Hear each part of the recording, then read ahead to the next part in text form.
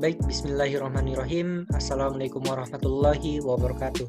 Nah, pada kesempatan kali ini saya akan menjelaskan mengenai modul 3, nyeri tungkai. Sebelum itu, perkenalkan nama saya Muhammad Zulkifli dari kelompok 7 dengan tutor pembimbing Dr. Iskandar Masud, spesialis radiologi.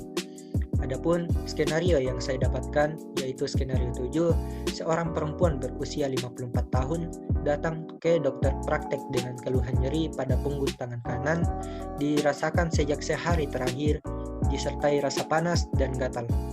Adapun aspek sentral pada anatomi, didapatkan vena-vena yang ada di tangan, seperti vena intercapitular, vena digiti palmaris, dan vena metacarpal dorsalis, yang akan bermuara pada vena cephalica dan vena basilica di lengan bawah.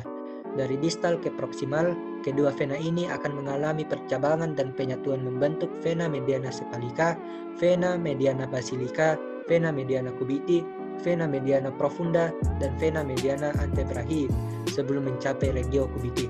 Setelah regio cubiti, vena-vena tersebut kembali membentuk vena cephalica, vena basilica.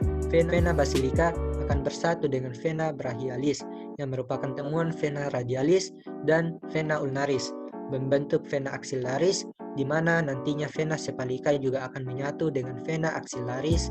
Vena axillaris akan terus jalan menuju jantung sebagai vena subclavia, lalu beranastomosis dengan vena jugularis interna dan eksterna dari kepala membentuk vena brachiocephalica. Untuk selanjutnya masuk ke atrium dextra sebagai vena cava superior.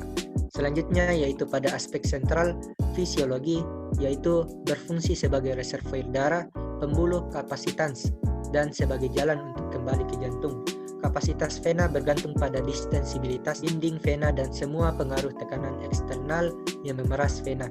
Tekanan vena biasanya sangat rendah, seperti contoh vena cava, hanya 4-5 mg. Selanjutnya, kecepatan aliran di venula dan vena kecil kontinu, sedangkan di vena sedang dan besar terjadi fluktuasi aliran darah kembali. Aliran balik vena yaitu volume darah yang masuk ke tiap atrium per menit dari vena, dipengaruhi beberapa faktor eksternal. Vena memiliki katup yang memungkinkan aliran darah hanya satu. Selanjutnya yaitu pada aspek sentral histologi, didapatkan 3 bagian yaitu tunica intima, tunica media, tunica adventitia. Tunica intima seperti pembuluh darah lain, pada sebelah dalam dilapisi oleh sel-sel endotel. Dalam tunica intima terdapat jaringan pengikat dalam serabut-serabut elastis. Selanjutnya yaitu tunica media, biasanya sangat tipis, kadang-kadang tidak ada sama sekali. Kalaupun ada, terdiri atas serabut-serabut otot polos sirkuler yang dipisahkan oleh serabut kolagen yang memanjang. Ketiga yaitu tunica adventitia, merupakan jaringan utama dari dinding vena dan tebalnya beberapa kali lipat dari tunica medianya. Terdiri atas berkas serabut-serabut otot polos yang memanjang dengan anyaman serabut elastis. Selain itu juga mengandung jaringan pengikat dengan serabut-serabut kolagen dan elastis yang panjang. Selanjutnya yaitu pada informasi tambahan anamnesis sesuai dengan skenario yang kami dapatkan. Yang pertama, seorang perempuan berusia 54 tahun. Kedua, keluhan nyeri pada punggung tangan kanan dirasakan sejak sehari terakhir. Ketiga, keluhan disertai rasa panas dan gatal. 4, pernah rawat inap di rumah sakit dan muntah-muntah. Selanjutnya yaitu pada hubungan data dan aspek sentral, yaitu yang pertama tromboflebitis, kedua peradangan pada vena. Pada tromboflebitis merupakan suatu peradangan pada pembuluh darah atau vena superficial yang dapat terjadi karena adanya injuri, misalnya oleh faktor trauma mekanik dan faktor kimiawi yang mengakibatkan adanya bengkak, kemerahan, panas, dan nyeri pada kulit seperti tempat kateter intravaskuler dipasang di kulit bagian luar, adanya nyeri, nyeri tekan, bengkak, pengerasan, eritema, dan hangat. Semua ini diakibatkan oleh peradangan pada vena superficial, infeksi, dan trombosis dan bagian vena superficial. Selanjutnya yaitu pada hubungan sebab akibat dan faktor resiko, terdiri dari 3 bagian, yaitu yang pertama faktor kimia seperti obat atau cairan yang iritan. Kedua, faktor-faktor mekanis seperti bahan, ukuran kateter, lokasi, dan lama kanulasi. Ketiga, agen infeksius Nah, pada pasien yang dapat mempengaruhi angka flebitas, mencangkup usia, jenis kelamin, dan kondisi dasar seperti diabetes mellitus, infeksi, luka bakar. Suatu penyebab yang sering luput perhatian adalah adanya mikropartikel dalam larutan infus, dan ini biasanya dieliminasi dengan menggunakan filter.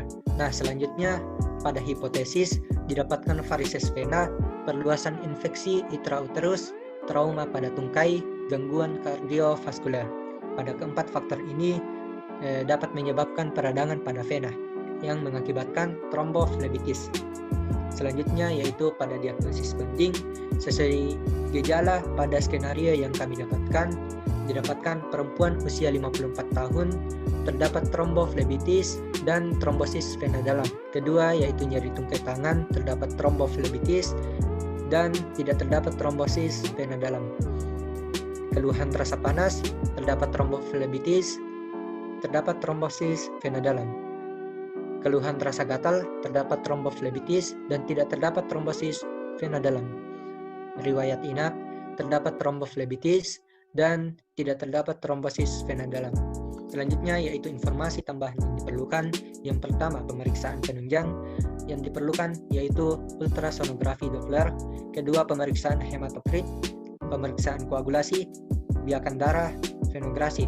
Jika terjadi pembengkakan, biasanya dikompres dengan air hangat, berikan obat anti nyeri. Pada kondisi ini yaitu disebut benigna sehingga tidak memerlukan pemeriksaan penunjang karena mudah ditentukan. Selanjutnya yaitu penata laksanaan. Yang pertama, kompres air hangat, mengistirahatkan dan mengangkat ekstremitas yang terlibat. Kedua, pemakaian stokin kompres. Ketiga, non-kortikosteroidal anti-inflammatory drugs. Keempat yaitu low molecular weight heparin. Selanjutnya yaitu edukasi, yaitu yang pertama melakukan aktivitas fisik seperti jalan cepat, jogging, berenang, dan naik turun tangga setidaknya 5 kali seminggu selama 30 menit per kali. Kedua yaitu jika harus berada dalam posisi duduk dalam jangka waktu yang lama, hindari melipat kaki dan tungkai. Lakukan peregangan berkali tiap 1-2 jam. Ketiga yaitu gunakan pemakaian yang longgar. Dan terakhir, minum air putih 1,5 sampai 2 liter per hari untuk mencegah dehidrasi. Mungkin sekian yang bisa saya sampaikan, kurang dan lebihnya mohon dimaafkan. Billahi fisabilil haq fastabiqul khairat. Wassalamualaikum warahmatullahi wabarakatuh.